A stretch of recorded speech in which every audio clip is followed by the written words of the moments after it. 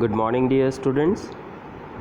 Today we are going to continue our chapter number 1 topic, that is sexual reproduction in organism. In last class we had already discussed about the asexual reproduction. Now we are coming to the sexual reproduction in organism. So as you can see in this slide, sexual reproduction, it is a reproduction in which we require two individuals, two opposite sex, male और female, दो sex हमें चाहिए, and in दोनों sexes में, इन दोनों individuals में gametes formation होगा, और ये गैमेट फॉर्मेशन जो होगा ये स्पेसिफिक टाइप के सेल डिवीजन मियोसिस से होगा. We know that meiosis and mitosis, these are two type of cell division. Mitosis for generally growth and meiosis for the formation of gamete. So students, हम जानते हैं कि जो sexual reproduction है वो कोई भी इंडिविजुअल प्रोलॉन्ग पूरी लाइफ में नहीं कर सकता. तो सबसे पहले उसकी लाइफ की जो फेज़ है वो है जुवेनाइल फेज़. एनिमल्स में वो फेज़ जहाँ वो एक पर्टिकुलर ग्रोथ को अचीव करते हैं, मैच्योरिटी लेवल तक आते हैं, उसे जुवेनाइल फेज़ कहते हैं. और प्लांट के लिए यही टर्म वेजिटेटिव फेज़ हम यूज़ करते हैं. एक और फेज़ होती है जिसे हम सीनेसेंट फेज़ कहते हैं. बायोलॉजी में सीनेसेंस का मीन्स अगर हम यों समझना चाहें तो वो है बुढ़ापा. एक पर्टिकुलर एज के बाद सेल्स ओल्ड होने लगती है एंड सीनेसेंस फेज़ में ऑर्गेनिज्म या इंडिविजुअल जो है वो एंटर करता है. तो वो भी ऐसी फेज़ है जहाँ पर रिप्रोडक्शन बहुत कम देखने को मिलता है या एक्सेप्शनल मिलता है. बट मोस्ट ऑफ हमें याद रखना है कि जो जुवेनाइल फेज़ के बाद जो रिप्रोडक्टिव फेज़ है ना, जिसमें ऑलमोस्ट ऑर्गेनिज्म के ऑर्गन्स, सेक्स ऑर्गन डेवलप हो जाते हैं, उसी में ऑर्गेनिज्म डिसाइड करता है कि भाई इस फेज़ में रिप्रोडक्शन करना है. रिप्रोडक्शन इन फ्लावरिंग प्लांट अगर हम देखें तो हमारे पास में on the basis of their life span we know that different types of organism, different types of plants we having annual, biannual, perennial. तो इनमें भी रिप्रोडक्शन का जो पैटर्न है दैट इज़ वेरी डिफरेंट. अगर आप देखेंगे प्लांट्स में रिप्रोडक्शन का, तो उनमें एक वेजिटेटिव रिप्रोडक्शन है, या हम जिसको आज हम मॉडर्न बायोलॉजी में जो हम उसकी प्रॉपर टर्म यूज़ कर रहे हैं वो है vegetative propagation. Instead of vegetative reproduction we are using vegetative propagation. So you can see here flowering plant, जैसे यहाँ पर राइस है, वीट है, मैरीगोल्ड है, ये सभी फ्लावरिंग प्लांट एक या दो बार ईयर में रिप्रोडक्शन करते हैं. Okay, in some flowering plant you can see sexual reproduction multiple times, है ना, particularly in the season. And few examples we having in this slide, that bamboo and kurinji. You can see here classical example. Bamboo ये पूरे life में almost एक या दो बार reproduction कर पाता है. आप you can see here bamboo flowering after 50 year to 100 year, almost once it reproduce in entire life. Same example यहाँ नीचे दे रखा है नीला कुरेंजी, जिसको हम बोलते हैं स्ट्रॉबिलियंथस कुंथियाना. इसमें 12 ईयर के आफ्टर 12 ईयर इसमें फ्लावर आते हैं. And you can C beautiful picture of south India. ये 12 ईयर के अंदर पूरा का पूरा एरिया जो है ये कवर्ड हो जाता है ना, ये पूरा एरिया कवर्ड हो जाता है, पूरे की पूरी वैली जो है इस फ्लावर से कवर्ड हो जाती है. तो this is a beautiful example that कैसे देखिए फ्लावरिंग प्लांट अपनी एक पर्टिकुलर टाइमिंग के बाद में जो है ये रिप्रोड्यूस करते हैं. Same reproductive cycle in animal. Reproductive cycle, अब देखिए हमें ये भी समझना पड़ेगा कि जो रिप्रोडक्टिव पैटर्न है वो सारे ऑर्गेनिज्म में सिमिलर नहीं है. सारे ऑर्गेनिज्म में ये रिप्रोडक्टिव पैटर्न सिमिलर आपको नहीं मिलेगा, है ना. सो कुछ एनिमल हैं जो ऑयस्ट्रस साइकिल रखते हैं, कुछ एनिमल हैं जिनमें मेंस्ट्रुअल साइकिल चलता है, तो हमें उनको भी देखना पड़ेगा.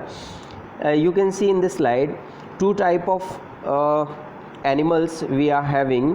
One is one belongs to oyster cycle and another group belongs to menstrual cycle. So oyster cycle क्या है, जैसे काउ, डॉग, रैट, जो नॉन प्राइमेट स्पेशली आप उनमें देखेंगे, उनमें एक पर्टिकुलर सीज़न में ही ब्रीडिंग होती है, सीजनल ब्रीडर भी बोलते हैं उनको. एंड जो प्राइमेट्स हैं, है ना, मंकी, एप्स, ह्यूमन, है ना, उनमें क्या है, एक पर्टिकुलर टाइम पीरियड बाद में रिपीटेशन होता है. इनमें ओव्यूलेशन पर्टिकुलर टाइम बाद में होता है ना. जैसे ह्यूमन की बात करें तो उनमें मेंस्ट्रुअल साइकिल 28 to 29 डेज़ बाद में रिपीट होता है, और ये स्टार्ट होता है फीमेल में 12 ईयर के अप्रॉक्स, 12 to 13 ईयर के अप्रॉक्स स्टार्ट होता है, एंड नियर अबाउट 50 के आते आते ये एंड हो जाता है. उनके लिए भी हम एक स्पेसिफिक टर्म यूज़ करते हैं, जहाँ से ये बिगिन होता है वहाँ उसके लिए हम टर्म यूज़ करते हैं मेनार्के, और जो जहाँ स्टॉप होता है वो menopause.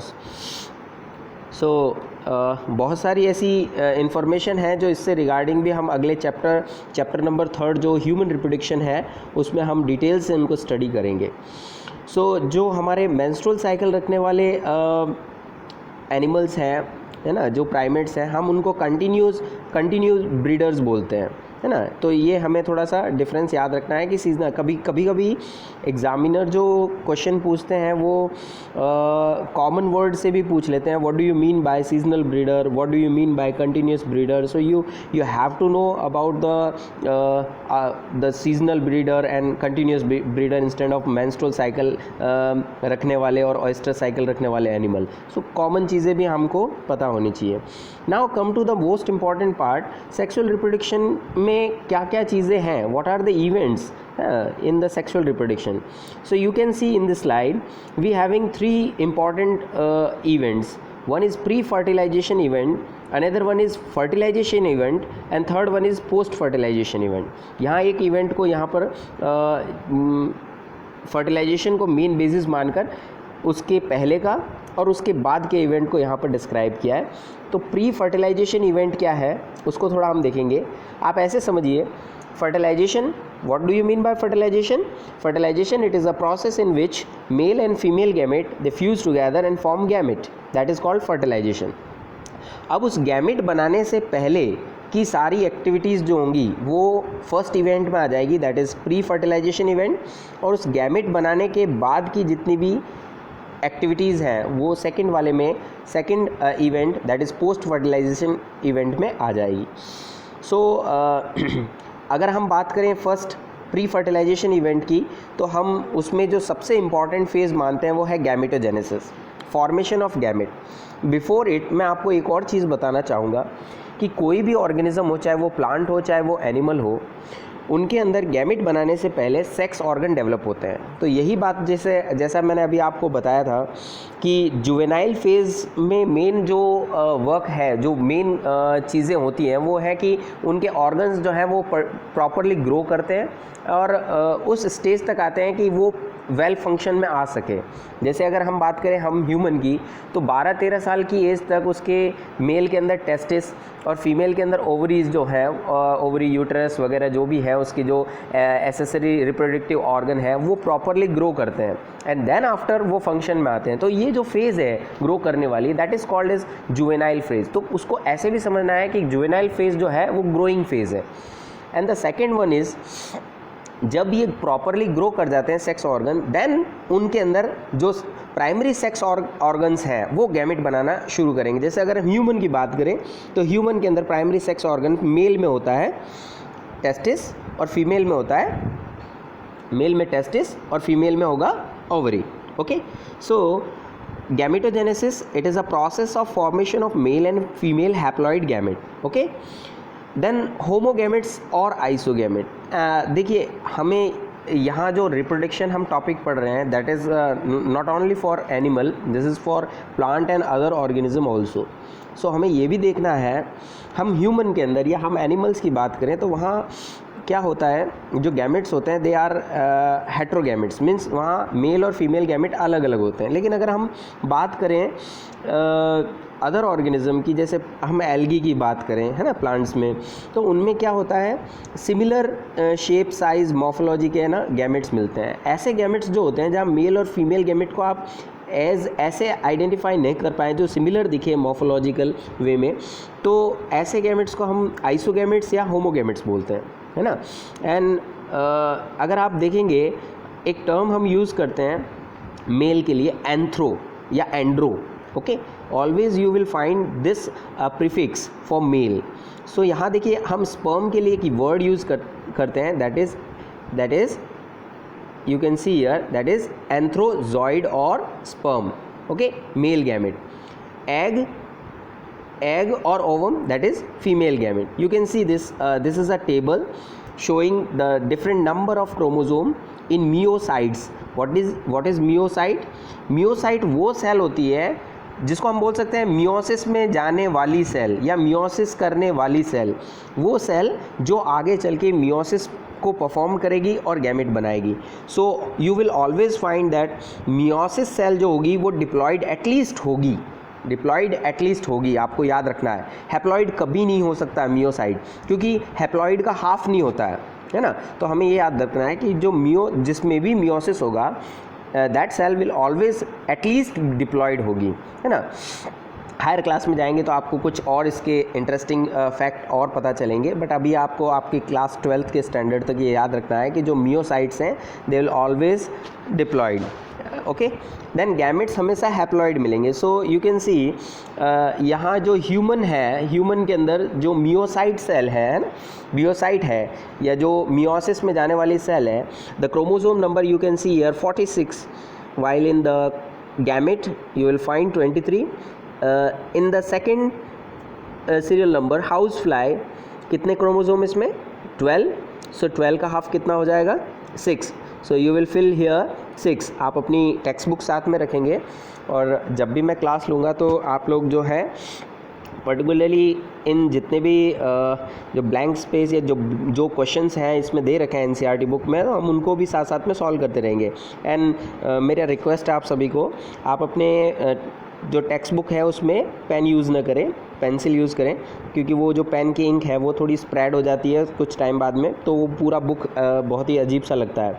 So it is request to all the student that they use HB pencil, है ना, तो it will be good for you and it will be good for your text book, okay. So देखिए next rat में, देखिए rat में यहाँ number of chromosome in the gamete दे रखे हैं 21, तो इसका जस्ट डबल कर दीजिए, यहाँ हो जाएगा 42। सेम यहाँ पर डॉग में हो जाएगा गैमेट नंबर कितना बताइए, कितना हो जाएगा 78 का हाफ कितना हो जाएगा, है ना। जो हमें करना कुछ भी नहीं है, हमें डिप्लॉयड सेल के अंदर क्या करना है, हमें डिप्लॉयड सेल का, अगर डिप्लॉयड सेल का नंबर दे रखा है और अगर आपको पूछे कि गैमेट में कितना होगा तो उसका हाफ करना है, और गैमेट दे रखा है और डिप्लॉयड पूछे तो उसका डबल करना है। सो 78 का हाफ हो जाएगा 39, ओके। फिर कैट में देखिए यहाँ पर 19 गैमेट में दे रखा है तो 19 का डबल कितना हो जाएगा 38। हाउस फ्लाई का, हाउस फ्लाई है ना, you can write it's scientific name, क्या नाम है इसका, ड्रोसोफिला मेलानोगास्टर, है ना। हम इसकी डिटेल जेनेटिक स्टडी करेंगे चैप्टर नंबर 5 में, जो जेनेटिक्स का चैप्टर है ना, जो हमारा बेसिक है जेनेटिक, उसमें पढ़ेंगे। जब हम वहाँ पढ़ेंगे मॉर्गन ने स्टडी की थी, तो ये हाउस फ्लाई पे स्टडी की थी, है ना। तो इसमें क्रोमोसोम नंबर कितना है 8, तो कितना होगा 4। देखिए कितना ब्यूटीफुल एग्जाम्पल है, कितने छोटे, कितने कम नंबर हैं क्रोमोसोम के। तो हम आगे देखेंगे कि कैसे मॉर्गन ने इस पर जेनेटिक्स की स्टडी की थी, ओके। ऑफियोग्लॉसम, अ फर्न, देखिए आप इसमें क्रोमोसोम नंबर देखिए कितना है 1260, उसका हाफ हो जाएगा 630। Same for apple, for rice, for maize, for potato, for butterfly, for onion. So आप इन सब को इस तरीके से, जैसा भी मैंने आपको बताया, मियोसाइट में जो नंबर होगा, है ना, उसका हाफ कर देंगे किस में, गैमेट में, और अगर गैमेट का नंबर दिया तो उसके डबल कर देंगे हम मियोसाइट में, ओके। Is it clear? आप टिक लगा लीजिए, onion, maize, rice, ophioglossum, fruit, house fly, human being, at least इनके नाम तो आपको याद होने ही चाहिए, क्योंकि कहीं ना कहीं डायरेक्टली इनडायरेक्टली ये आगे भी जो है नीट वगैरह, ये जो आप कोई भी मेडिकल एंट्रेंस एग्ज़ाम की प्रिपरेशन करेंगे, वैसे तो हमें सबके याद रहने चाहिए, फिर भी एटलीस्ट ये सारे, क्योंकि ये कहीं ना कहीं हमें वापस आगे हिट करेंगे, तो हमें ये ध्यान होना चाहिए। Okay, then sexuality in the organism, you can see here homothallic and monoecious. ये वर्ड ये जो है स्पेशली हम यूज़ करते हैं फॉर फंगस एंड एल्जाई, है ना। तो एल्गी और जो है फंगस है उनके लिए हम यूज़ करते हैं होमोथेलिक, मीन्स एक ही बॉडी है और उस पर दोनों सेक्स ऑर्गन डेवलप हो रहे हैं, देन होमोथेलिक। उसी के लिए हम दूसरा टर्म यूज़ करते हैं मोनोसियस, है ना। दूसरा एक और टर्म है हेट्रोथेलिक। हेट्रोथेलिक का मतलब हो गया दो इंडिविजुअल है, उन पे अलग अलग सेक्स ऑर्गन डेवलप हो रहे हैं। ओके, सो कन्फ्यूजन नहीं रखना है, जो डायसियस होंगे वो मोनोसेक्सुअल होंगे और जो मोनोसियस होंगे वो बाइसेक्सुअल होंगे, है ना। आपको ये ऐसे याद रखना है, जो डाई आ रहा है डायसियस बोल रहे हैं तो उसमें क्या लिखोगे आप, मोनोसेक्सुअल, है ना, और जो मोनोसियस है उसमें क्या लिखोगे आप, bisexual. Okay, male flower and female flower. देखिए यहाँ पर अगर किसी प्लांट के अंदर जो फ्लावरिंग प्लांट है उसमें ओनली मेल फ्लावर है तो उसको स्टेमिनेट कहते हैं, है ना। क्या बोलते हैं, स्टेमिनेट बियर्स ओनली स्टेमन्स, है ना, स्टेमिनेट। एक टर्म और होती है स्टेमिनॉइड, है ना। एक टर्म हम यूज़ और करते हैं स्टेमिनॉइड, वो जब वहाँ यूज़ करेंगे दैट इज़ फॉर द, अगर मेल पार्ट रिमूव हो जाए या हो ही ना, है ना, तो स्टेराइल कंडीशन में वहाँ पर वो हम यूज़ करते हैं staminate. Female pistillate bear only female flower. यहाँ पर कुछ एग्जाम्पल दे रखे हैं, जैसे देखिए मोनोसियस कुकुरबिटेसी का है, एंड यहाँ दूसरा एग्जाम्पल दे रखा है डायसिस का, पपाया है, डेट पाम है ना। डेट पाम में भी क्या होता है, मेल प्लांट अलग होता है, फीमेल प्लांट अलग होगा। पपाया में भी सेम होगा, मेल अलग फीमेल अलग। ओके, सेक्सुअलिटी इन एनिमल में अगर आप देखेंगे हर्मेफ्रोडाइट मीन्स ये बाइसेक्सुअल है, ये वो ऑर्गेनिज्म है जिनमें दोनों सेक्स ऑर्गन एक साथ होते हैं। और सबसे बढ़िया एग्जाम्पल हमारी बुक क्लास 11th के अंदर जो है चैप्टर नंबर 8 जब हमने एनाटॉमी पढ़ा तो वहाँ पर हमने देखा होगा earthworm, classical example of hermaphrodite. Okay, so tapeworm, earthworm, sponges, leech, ये सारे के सारे कैसे हैं, हर्मेफ्रोडाइट है। यूनिसेक्सुअल ऑर्गेनिज्म जैसे हम अपनी बात करें बर्ड, फिश, मैमल, है ना, उसके लिए हमने आपको एक क्लास 11th में भी एक ट्रिक दे रखी है, PARAM, PARAM, P Pisces, A amphibian, R reptile, A Aves और M mammal.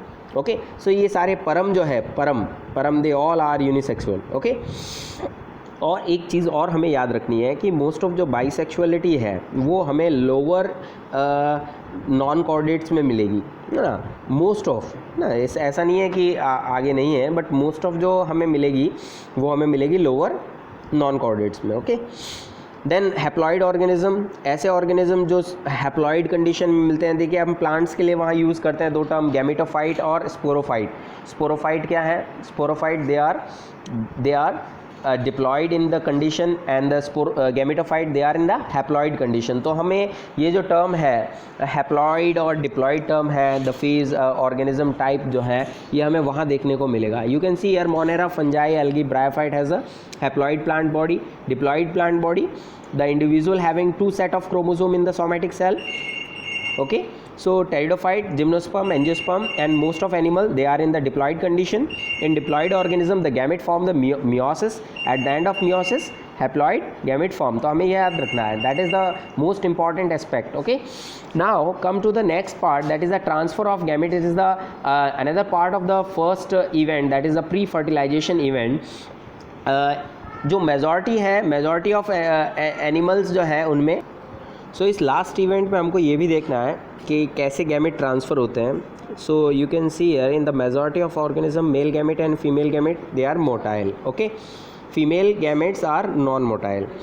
In a few fungus and एंजाई both male and female gamete are motile. और मोटेलिटी जो है वर्ड है, देखिए हमको एक चीज़ और याद रखना है, प्लांट्स में जहाँ पर भी वाटर यूज़ होता है as a mode of reproduction, तो हमें ये याद रखना है कि वहाँ पर गैमेट्स मोटाइल होंगे। ओके, अगर आप बात करोगे किसकी, एल्गी की, अगर आप बात करोगे किसकी, ब्रायोफाइट की, ट्राइडोफाइट की, तो इन सब में मेल गैमेट जो है वो स्पेशली मोटाइल होते हैं। अगर एल्गी में बात करेंगे तो मेल फीमेल भी मिल जाएंगे, लेकिन आपको स्पेशली आपको ध्यान रखना है इनमें गैमेट्स मोटाइल होते हैं, ओके। लेकिन अगर आप जिम्नोस्पर्म और एंजियोस्पर्म में देखेंगे तो वहाँ दोनों ही गैमेट जो होते हैं वो नॉन मोटाइल होते हैं, मेल और फीमेल।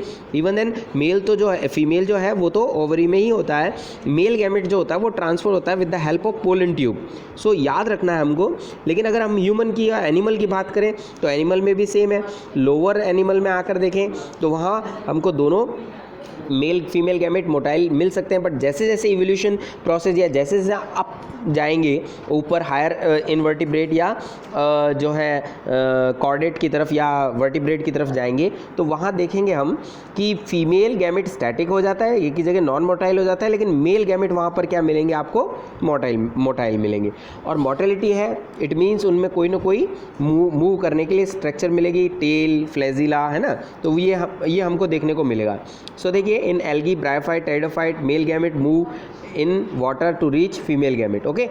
कुछ एक्सेप्शन मैंने जैसे अभी बताया कुछ मिल सकते हैं एल्गी के अंदर जहाँ दोनों आपको मेल फीमेल गैमेट क्या मिले, एक्सेप्शन नहीं कहेंगे, बहुत सारे ऐसे एग्जाम्पल हैं जहाँ मेल फीमेल गैमेट आपको दोनों मोटाइल मिल सकते हैं, बट ज़्यादातर में क्या होगा, फीमेल स्टैटिक होगा, नॉन मोटाइल होगा, और मेल जो होगा वो क्या होगा, मोटाइल होगा। The large number of male gametes are fail to reach female gamete to compensate this loss. अगर आप ये देखिए जैसे जैसे इवोल्यूशन हुआ है तो उस इवोल्यूशन प्रोसेस में फीमेल गैमेट का नंबर कम हुआ है एंड मेल गैमेट का नंबर तब ज़्यादा है जब जो मोड है रिप्रोडक्शन का, यानी जो फर्टिलाइजेशन का मोड है, जैसे सपोज़ कीजिए अगर मैं एग्जांपल लूँ फ़िश का, फ़िश क्या करते हैं, वो उतने ही नंबर के एग रिलीज़ करते हैं, बहुत सारे ह्यूज नंबर में एग रिलीज़ करते हैं। रीज़न ये होता है क्योंकि वहाँ फर्टिलाइजेशन बॉडी के बाहर होता है, तो चांसेस ऑफ फर्टिलाइजेशन इंक्रीज़ करना और अपने नंबर ऑफ़ इंडिविजुअल्स को और ज़्यादा बढ़ाना ताकि उनकी जो स्पीसीज़ है उनकी रेस इवोल्यूशन में, या यूँ बोल सकते हैं कि उनके इंडिविजुअल्स के सर्वाइव करने की रेट बढ़ जाए, है ना, इसलिए नंबर ऑफ़ गैमेट्स फीमेल के और मेल के ज़्यादा होते हैं। लेकिन जैसे हम ह्यूमन की बात करें तो ह्यूमन में एक मंथ में एक फीमेल एक ही एग डिस्चार्ज करती है, जबकि आप देखिए इन अ सिंगल कॉइटस कंडीशन, है ना, सिंगल मैटिंग में male release millions of sperm inside the female reproductive tract. तो फीमेल का जो नंबर है गैमेट का वो कम है ना। इवोल्यूशन प्रोसेस में जैसे जैसे हम अप जाएंगे, आगे देखेंगे, आगे बढ़ेंगे, डेवलप ऑर्गेनिज्म को देखेंगे तो वहाँ पर मेल गैमेट का नंबर इंक्रीज़ है उतना, है ना, चांसेस ऑफ फर्टिलाइजेशन इंक्रीज़ करने के लिए, और फीमेल जो है उनका नंबर कम है, okay. So in bisexual organism self fertilization plant, जैसे अगर हम देखें पी का एग्जांपल देखें, पी में अपने आप ही फर्टिलाइजेशन होता है, उसी का पोलन ग्रेन उसी के स्टिग्मा पर गिरकर जो है फर्टिलाइजेशन, वहाँ पोलन ट्यूब डेवलप होती है और फर्टिलाइजेशन हो जाता है ना। So you can see here fertilization और सिनगेमी क्या है, मतलब यहाँ पर आप देखिए ये वो प्रोसेस है जहाँ पर अभी तक मेल गैमेट और फीमेल गैमेट दोनों ट्रांसफ़र हो गए थे एंड फाइनली अब दोनों फ्यूज़ होंगे। The process of fusion of male and female gamete that is called fertilization और syngamy. Now few example exceptions हैं जहाँ क्या होता है, देखिए विदाउट फर्टिलाइजेशन वहाँ पर नया इंडिविजुअल डेवलप हो जाता है। And classical example we can find here honey bee. ये हमारा क्लास 12th में जो हम जेनेटिक्स पढ़ेंगे उसमें पीछे एक एडिशनल टॉपिक और ऐड किया हुआ, हनी बी में जो है कैसे सेक्स डिटर्मिनेशन होता है, तो वहाँ हम देखेंगे कि यहाँ पर कुछ हनी बी क्योंकि एक सोशल एनिमल है ना, तो यहाँ पर हनी बी एक बहुत अच्छा एग्जांपल है। हनी बी में एक ड्रोन होता है, एक मेल होता है और एक जो है उसमें workers, male workers, drone and queen होती है ना। तो इनमें से कुछ मेंबर जो है पार्थिनोजेनेसिस का ब्यूटीफुल एग्जांपल रिप्रेजेंट करते हैं। सेम सम लिजार्ड है, टर्की बर्ड है ना, ये भी पार्थिनोजेनेसिस का अच्छा example. Parthenogenesis it is also common. Parthenogenesis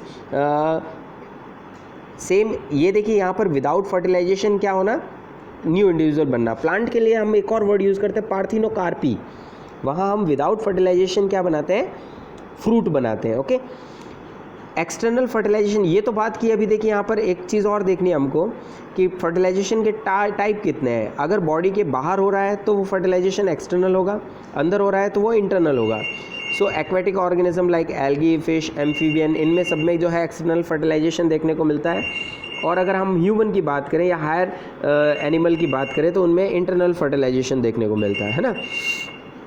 अब देखिए एक्सटर्नल फर्टिलाइजेशन के और इंटरनल फर्टिलाइजेशन के अपने ही इंपॉर्टेंस है ना, और लॉस भी हैं। लॉस देखिए आप, लॉस इन सेंस क्या है, जैसे अगर हम बात करें एक्सटर्नल फर्टिलाइजेशन में तो आप ऑयस्टर को देखेंगे, फिश को देखेंगे, ये बहुत सारे ह्यूज नंबर में एग रिलीज़ करते हैं, है ना, वाटर में। और वहीं पर जो उनका दूसरा पार्टनर है, मेल पार्टनर, वो भी ह्यूज नंबर में क्या करते हैं, वो स्पर्म रिलीज़ करते हैं। तो उनमें से मोस्ट ऑफ जो है वो वैसे ही वेस्ट चले जाते हैं, बट इतना ह्यूज नंबर में डिस्चार्ज करने का रीज़न ये होता है ताकि उनका जो चांसेस ऑफ फर्टिलाइजेशन है वो इंक्रीज़ हो जाए।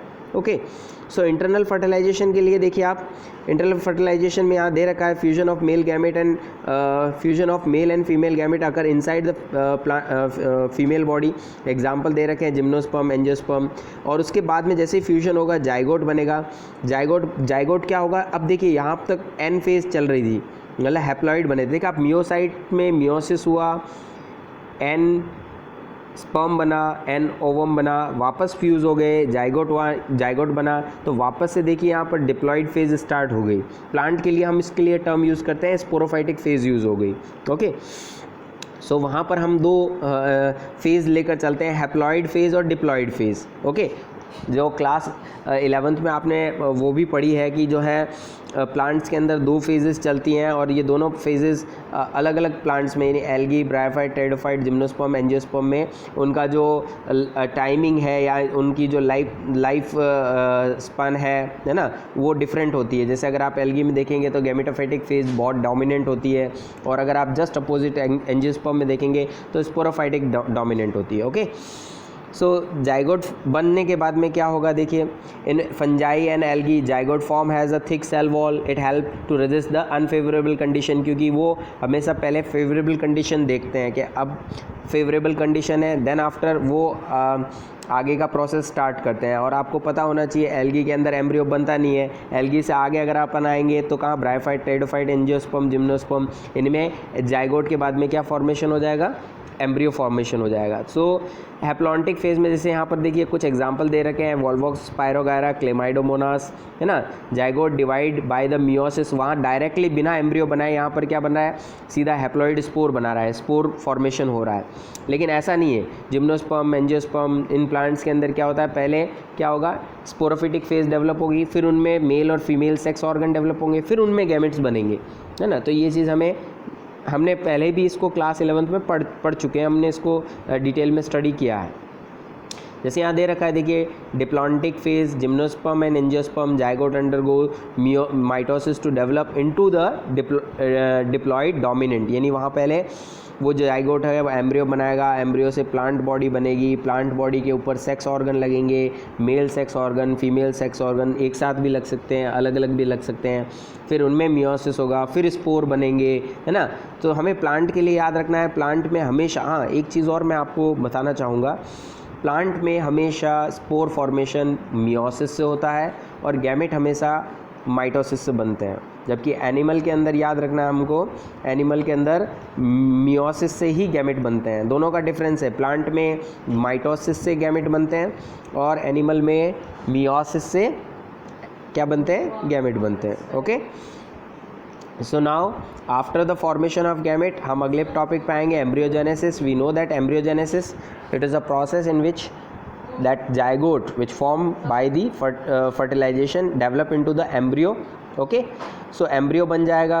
एम्ब्रियो के बाद में देखिए आप यहाँ पर दो टर्म और हैं हम जो एनिमल के लिए यूज़ करते हैं, दो ग्रुप है, एक है जिसको हम कहते हैं, सो यहाँ दो ग्रुप है, देखिए एक पहला ग्रुप है ओविपेरस ग्रुप, जो एग लेइंग एनिमल है उनको ओविपेरस ग्रुप में डाल रखा है, जैसे बर्ड है ना, रेप्टाइल्स है, ये सारे के सारे जो हैं ये क्या है, एम्फीबियंस है, ये ओविपेरस ग्रुप है। और विविपेरस जो एनिमल डायरेक्ट यंग वंस को बर्थ देते हैं, जैसे हम ह्यूमन है ना, तो हम ह्यूमन जो मैमल्स हैं, है ना, एक्सेप्ट फ्यू प्रोटोथीरियन, अगर हम मैमल्स में से कुछ प्रोटोथीरियन वगैरह, प्लेटिपस वगैरह को निकाल दें तो मोस्ट ऑफ जो है वो क्या देते हैं, यंग वंस को प्रोड्यूस करते हैं। आफ्टर द पोस्ट फर्टिलाइजेशन देखिए जैसे एम्ब्रियो बन गया, यहाँ पर हमको एक और चीज़ ध्यान रखनी है, फ्लावर में क्या चेंजेस होते हैं।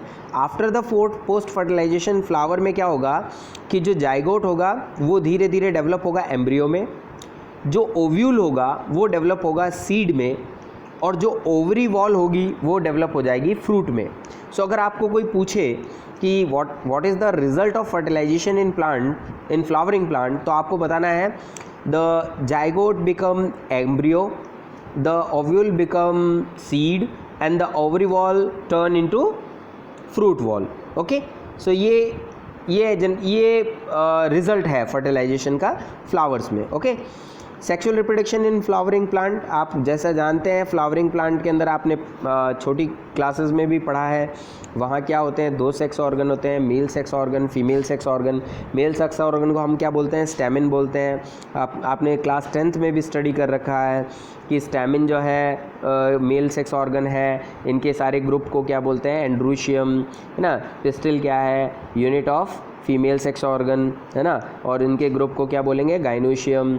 ओके, और फिर स्टैमिन में एंथर प्रोड्यूस होते हैं, एंथर प्रोड्यूस होने के बाद स्टैमिन के अंदर पोलन ग्रेन डेवलप होते हैं, पोलन ग्रेन डेवलप होने के बाद में क्या करेंगे, पॉलिनेशन होगा, पॉलिनेशन होकर पोलन ग्रेन क्या होंगे, वो पिस्टिल के स्टिग्मा पे ग्रो करेंगे, वहाँ पर ग्रो करने के बाद में वही पोलन ट्यूब बनने के बाद में एग के साथ में दोनों मेल गैमेट जो है, एग पहला मेल गैमेट एग के साथ फ्यूज़ होगा, दूसरा वाला जो है वो सेकेंडरी न्यूक्लियाई जो है उनके साथ फ्यूज़ होगा, एंडोस्पर्म बनेगा और जाइगोट बनेगा, है ना। जाइगोट जो है वो पहले एम्ब्रियो में डेवलप नहीं होगा, पहले एंडोस्पर्म डेवलप होगा।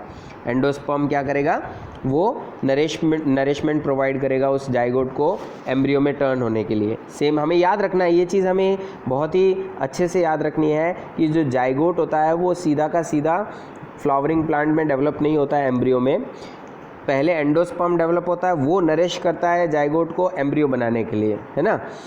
और सेम चीज़ ये भी ध्यान रखनी है कि जब पूरा सीड बन जाता है तो सीड के अंदर कॉटिलिडन होते हैं, वो एम्ब्रियो को नरिश करते हैं ताकि वो क्या बना ले, वो जर्मिनेट हो जाए और रूट सिस्टम और शूट सिस्टम डेवलप कर दे। ओके, ये सारे के सारी चीज़ें आपको दे रखी है। माइक्रोस्पोरेंजिया, ये हम चैप्टर नंबर 2 में हम पढ़ेंगे, है ना, डिटेल में पढ़ेंगे क्या होता है मिडिल लेयर, है ना, माइक्रोस्पोरेंजिया क्या है। यहाँ कुछ टेक्निकल टर्म भी मैं आपको बताऊँगा, है ना। You can see this is a beautiful picture of pollen grain, है ना। पोलन ग्रेन के बारे में आप लोगों ने पढ़ रखा है, पोलन ग्रेन क्या होता है ना। सेम हियर गाइनोशियम, है ना। गाइनोशियम क्या है, सारे के सारे फीमेल रिप्रोडक्टिव पार्ट है फीमेल फ्लावर के।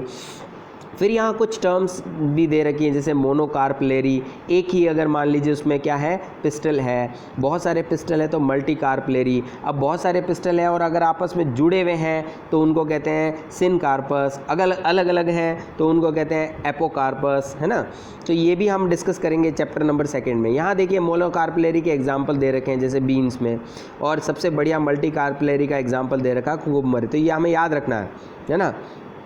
एपोकार्पस में देखिए यहाँ पर एपो का मतलब क्या, ओवरी दोनों अलग अलग। ये फ्लावर आपके लिए बहुत काम आएगा विन का, क्योंकि हम जब पोलन जर्मिनेशन देखेंगे प्रैक्टिकल सेशन में तो इन फ्लावर्स का पोलन जर्मिनेशन देखेंगे, बहुत अच्छा इनका पोलन जर्मिनेट होता है ना। लेबोरेटरी में बच्चे जो हम क्लास 12th के अंदर जो पोलन जर्मिनेशन एक्सपेरिमेंट करते हैं प्रैक्टिकल सेशन में, तो उसके लिए सबसे बेस्ट फ्लावर है ना विन का रोजेस, है ना। पिस्टल यहाँ देख सकते हैं आप। और ये सारी चीज़ें आपने क्लास 10th में एक बार, this is overview of reproduction actually, तो आपने ये सारी चीज़ें देख रखी हैं। फिर भी अगर कोई डाउट है तो आप ग्रुप में इसके बारे में क्वेश्चन पूछ सकते हैं, है ना। मैं उनके जो भी डाउट हो गए आपके उनको क्लियर करूँगा। फिर सेम यहाँ पर देखिए मेगास्पोरेंजियम है, ओव्यूल, ये टर्म्स जो है हम चैप्टर नंबर 2 में अच्छे से देखेंगे। ये पीपीटी भी मैं आपको शेयर करूँगा, तो कुछ चीज़ें आप इनकी देख लीजिएगा क्या है। देखिए यहाँ मेगास्पोर, ये स्लाइड्स जो हैं मैंने एक्स्ट्रा रख रखी हैं, आप इनको बस एक बार एज अ इन्फॉर्मेशन, क्योंकि कभी क्या होता है हम किसी चीज़ को डिटेल में स्टडी करना चाहते हैं तो कंटेंट हमारे पास होना चाहिए, है ना। मेनली हमको फोकस करना है एनसीईआरटी को, ओके, एनसीईआरटी पे मेन फोकस रहना है। तो देखिए यहाँ पर एक और इवेंट दे रखा, पोलिनेशन हम पढ़ेंगे, वो भी चैप्टर नंबर सेकंड के अंदर कि कैसे होता है, क्या होता है, कैसे चेस्मोगैमस बनते हैं, क्लिस्टोगैमस बनते हैं, ये सारी चीज़ें हम वहाँ पर देखेंगे।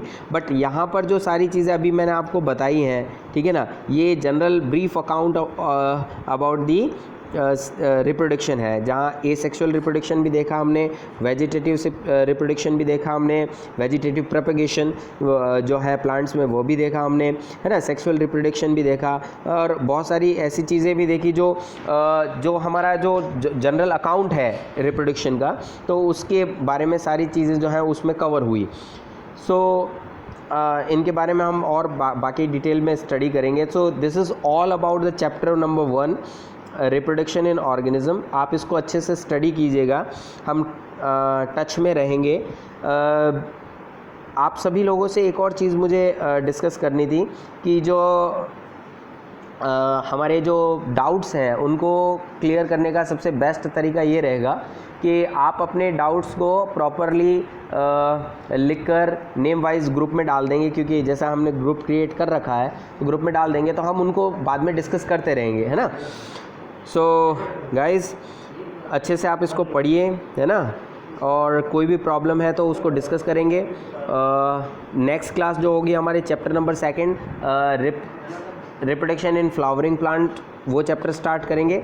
तो मेरा आप लोगों से एक और रिक्वेस्ट भी है कि before starting that chapter you generally just read that chapter, है ना, एक जस्ट लाइक अ न्यूज़पेपर, या जो है ना एक जैसे कैसे हम स्टोरी रीडिंग करते हैं, बस उस एटलीस्ट उस तरीके से तो एक बार पढ़ ही लीजिए, ताकि आपके दिमाग में रहे कि ये टॉपिक है ना। उसके बाद में हम जब डिस्कस करेंगे और फिर उसके बाद में वापस से आप एक बार रीड करोगे तो बहुत सारी प्रॉब्लम्स जो हैं वो आपको नज़र भी आएगी, पता भी चलेगी, बहुत सारी चीज़ें समझ में भी आएगी, है ना।